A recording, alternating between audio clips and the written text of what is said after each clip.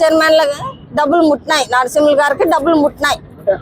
ఆ పని ఆపినందుకే ప్రజెంట్ కూడా అవిశ్వాస తీర్మానం కారణం అదే. ఇది కూడా ఒకటి కారణం, ఇది కూడా ఒకటి కారణం. మొత్తానికి అక్కడ నాగరాజు నుండి నాగరాజుని చేయాలని ఇదే కారణం కాదు. Chairman chamber vice chairman Narasimhulu గారికి ఇవ్వలేదు నేను.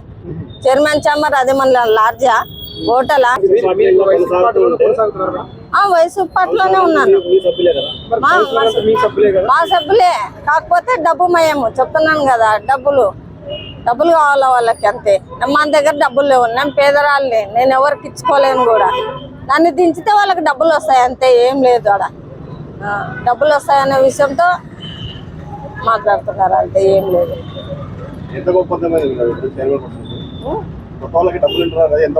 కౌన్సిలర్లకి 1.5 లక్ష కౌన్సిలర్లకి ఆల్రెడీ 50,000 ముట్టిపోయినాయి.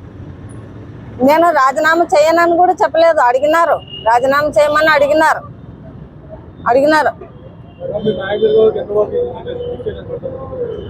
న్యాయం జరిగేంత వరకు కొనసాగిస్తాను. కంటిన్యూ వాళ్ళ నుండి సమాధానం వచ్చేంత వరకు కంటిన్యూ కొనసాగిస్తాను. 2-3 రోజులు చేస్తాం ఖచ్చితంగా. పార్టీ నుండి అక్కడ నుండి పైనుండి రాని జగన్ అనే చెప్పని ఖచ్చితంగా చేస్తా. దాన్ని ఫస్ట్ సాయి ప్రసాద్ రెడ్డి గారు అడిగినాడు, రాజీనామా చేయమని అడిగినాడు.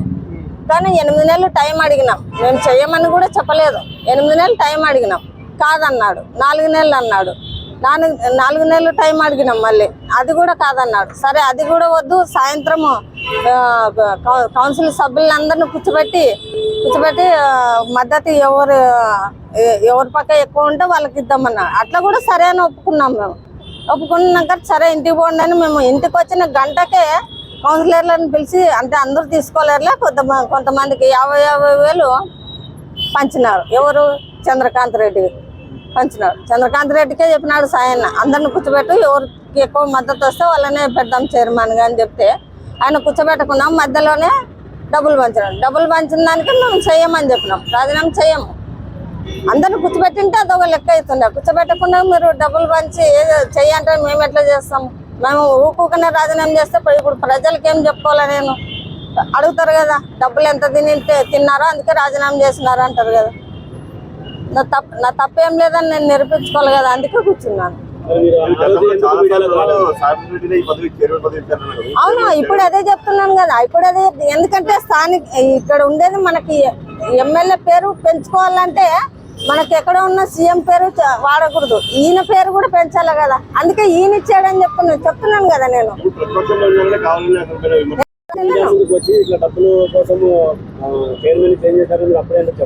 ఎవరు అంటే ఇంకా ఇంతవరకు తెలియదు కదా, నిన్న తెలుసు కదా. అంటే ఆ రోజు అడిగినా రాజీనామా చేయమని వచ్చినాము, అంతే. చేయమని వచ్చినాము. అవును, డబ్బులు తీసుకున్నారు. అట్లయితే చెప్తాము. ఆ రోజు ఇచ్చినారు, 50,000 ఇచ్చినారు.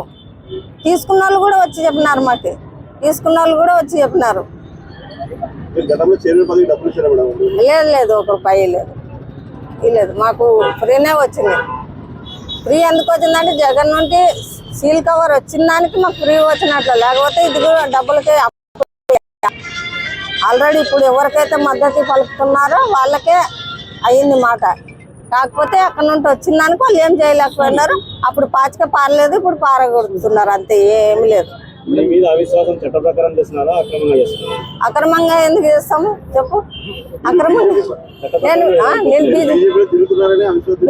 నేను బీజేపీలో తిరిగి బీజేపీ కండ వేసుకొని ఏమైనా తిరుగుతున్నానా? ఎక్కడ తిరిగినాను? ఎమ్మెల్యేతోనా ఏమైనా ఒకసారైనా మాట్లాడినానా చెప్పు? ఫోన్లో మాట్లాడినానా? సపరేట్ మాట్లాడినానా? ఎక్కడైనా మాట్లాడినానా? చెప్పండి. మీకు అందరికి తెలిసే ఉంటది కదా, నేను ఎక్కడెక్కడ తిరిగినదంతా తెలిసే ఉంటది కదా. నేను వాళ్ళ కండ వేసుకున్నాను.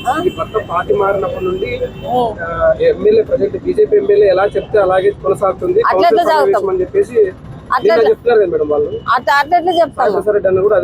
చెప్తాడు ఆయన, మస్తు చెప్తాడు.